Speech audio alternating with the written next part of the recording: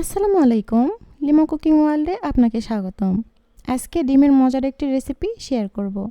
ডিমের রেসিপি সবসময় সহজ হয়ে থাকে, তবে এই রেসিপিটা সহজ হলেও খেতে কিন্তু দুর্দান্ত। মাছ মাংসের চাইতেও ভীষণ মজার হবে এইভাবে ডিম ভুনা করলে। ডিম ভুনা করার জন্য প্রথমে একটি প্যানে 2 টেবিল চামচ পরিমাণ তেল দিয়ে নিয়েছি। তেলটা গরম হয়ে গেলে দিয়ে দিয়েছি পেঁয়াজ কুচি। এখানে আমি 3টা পেঁয়াজ কুচি কেটে নিয়েছিলাম। পেঁয়াজটা যখন একটু সফট হয়ে আসবে তখন দিয়ে দিব আদা, রসুন এবং জিরা বাটা। এখানে আমি 1 চা চামচের মতো দিয়েছি। দেওয়ার পরে খুব ভালো করে ভেজে নেব যাতে কাঁচা গন্ধটা চলে যায়।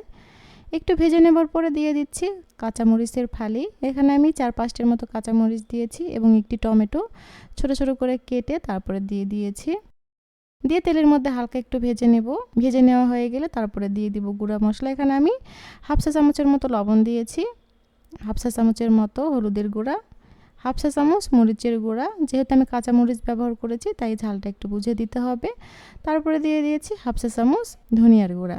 গুঁড়া মশলাগুলো দিয়ে দেবার পরে তেলের মধ্যে একটু ভেজে নেব। টমেটোগুলোকে সেদ্ধ হওয়ার জন্য এবং এই মশলাটাকে কষানোর জন্য এখানে আমি পানি দিয়ে দিলাম।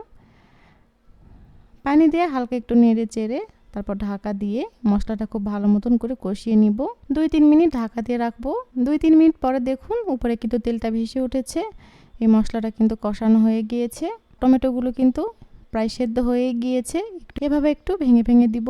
মশলাটা কিন্তু খুব ভালো মতন করে কষানো হয়ে গিয়েছে। এখন আমি আবার একটু পানি অ্যাড করব। পানিটা দিয়ে হালকা একটু নেড়ে চেড়ে নিব। তারপরে এটি একটু ঢাকনা দিয়ে দিব যাতে তাড়াতাড়ি বলকটা চলে আসে। বলকটা চলে আসার পরে এখানে আমি দিয়ে দিব 2টি ডিম। আপনারা চাইলে আরও বেশি ডিম দিতে পারেন।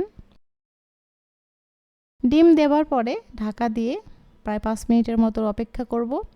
5 মিনিট পর ঢাকনাটা উঠিয়ে ডিমগুলো একটু উল্টিয়ে দিব। এভাবে রান্না করলে ডিমগুলো কিন্তু আস্ত থাকবে, ভেঙে যাবে না। এভাবে ডিম ভুনা করলে সত্যি অসাধারণ হয়। বাসায় কিন্তু ট্রাই করতে পারেন। এভাবেই 2 মিনিটের মতো রেখে চুলাটা অফ করে দিব। এই রান্না করতে কিন্তু খুব বেশি একটা সময় লাগে না, চটজলদি কিন্তু রান্নাটা হয়ে যায়। আমার রান্না কিন্তু একদম কমপ্লিট হয়ে গিয়েছে খাওয়ার জন্য। আপনাদের খুব সিম্পল এবং সহজভাবে ডিম ভুনা করে দেখিয়েছি। আশা করছি আপনাদের ভালো লেগেছে। যদি ভালো লাগে তাহলে অবশ্যই কমেন্ট করে জানিয়ে যাবেন। তো আজকের মতো বিদায় নিচ্ছি। আল্লাহ হাফেজ।